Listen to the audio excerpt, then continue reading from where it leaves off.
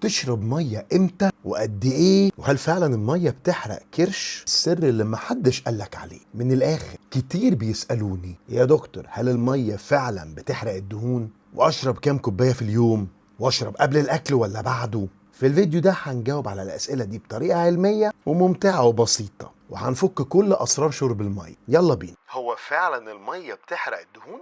بص يا سيدي، الميه في حد ذاتها مش دواء تحرق بيه الدهون، لكن لما تشرب ميه كويس بيحصل في جسمك 3 حاجات. معدل الحرق الميتابوليزم بيزيد شويه، الميه بتدي اشاره للمخ انك شبعان فبتاكل اقل شويه، الكبد والكلى بيشتغلوا باعلى كفاءه لما تشرب ميه كتير، وده في حد ذاته بيساعد الحرق. يعني الميه مش سحر، لكن من غيرها ممكن كده تفكر ان جسمك بقى عامل زي العربيه من غير زيت. طب اشرب كام كوبايه في اليوم؟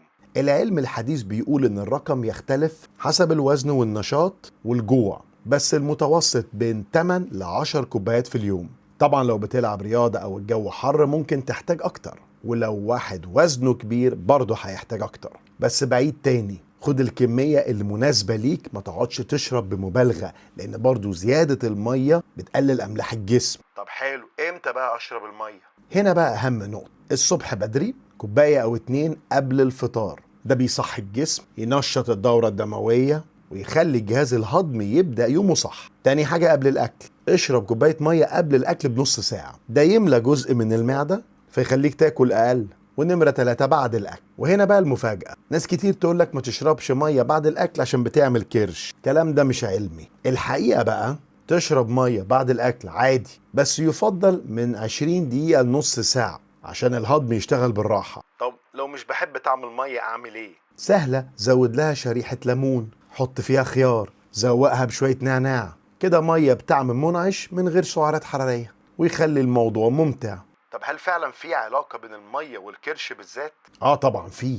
الكرش بيجي من سعرات زيادة ودهون مخزونة. المية بتساعدك تقلل الأكل، وتساعدك تزود الحرق، وتمنع كمان الانتفاخ والإمساك، ودول ساعات يخلوا الكرش شكله أكبر. يعني المية مش هتشيل الكرش لوحدها، بس من غيرها عمرك ما هتنجح. الخلاصة يا جماعة، المية جزء أساسي من عملية الحرق.